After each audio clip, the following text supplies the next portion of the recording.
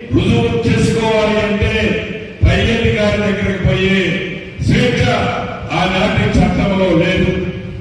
మన భూభారతి చట్టంలో ఎంఆర్ఓ గారు ఏదైనా తప్పు చేస్తే ఆర్టీఓ గారికి అడిషనల్ కలెక్టర్ గారి దగ్గరికి పోవచ్చు. ఆర్టీఓ గారు తప్పు చేస్తే అడిషనల్ కలెక్టర్ గారు కలెక్టర్ గారి దగ్గరికి పోవచ్చు. అడిషనల్ కలెక్టర్ గారు తప్పు చేస్తే కలెక్టర్ గారు ట్రిబ్యునల్ కి పోవచ్చు. కలెక్టర్ గారు తప్పు చేస్తే ట్రిబ్యునల్ సిసిఎంకి పోవచ్చు.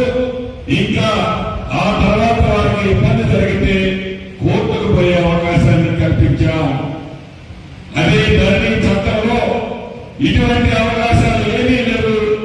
ఏదైనా ఇబ్బంది జరిగితే మీకు ఇంట్లో ఉండే మంగళ సూత్రాన్ని అన్ని కోర్టుకు పోవాలి తప్ప ఇంకా ఎక్కడికి పోయే ఆ చట్టంలో ఎక్కడికి పోయే యశుబాబుని ఆ ధరణి చట్టంలో ఆనాడు పెట్టలేదు.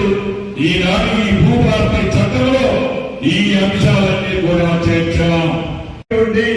అర్హత కలిగి ఉన్న వాళ్ళకి తప్పకుండా మన ఇందిరమ్మ ప్రభుత్వంలో అటువంటి వారికి కూడా పాస్ బుక్కులు ఇచ్చే కార్యక్రమాన్ని చేపడుతున్నాం. ఇందాక రైతు బంధువు ఒక చిట్టి పంపించాడు. కౌలుదారి కాలంలో లేని కారణంగా మా భూమి అంతకు ముందు కౌలుదారి కాలంలో ఉండేది. ఇది ఆ కాలమే తీసేసిన తర్వాత మాకు సమస్యలు వచ్చాయని చెప్పాడు. ఆ చిట్టి కలెక్టర్ గారికి ఇచ్చి ఎంక్వైరీ చేయమని చెప్పాను. తప్పకుండా కౌలుదారులు కూడా న్యాయమైన వాళ్ళకి ఈ చట్టంలో ఒక కాలం రిజిస్ట్రేషన్ డాక్యుమెంట్ అనేది మనకు కావాల్సినట్టు కూడా రాసుకోవచ్చు. డాక్యుమెంట్ లో ఆ ల్యాండ్ హిస్టరీ అంతా రాయొచ్చు. ఎట్లా వచ్చింది, ఏ విధంగా వచ్చింది అనే వివరాలు.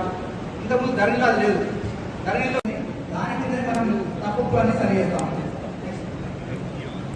సెక్షన్ 5 రిజిస్ట్రేషన్ మ్యూటేషన్ కొనుగోలు, దానం, తనఖా, బదిలీ, భాగముఖాల భూమిపై హక్కులు సంక్రమిస్తే తహసీల్దార్ రిజిస్ట్రేషన్ చేసి హక్కుల రికార్డు మార్పులు చేసి పట్టదారు పాస్బుక్ జారీ చేస్తారు. ఇది సేఫ్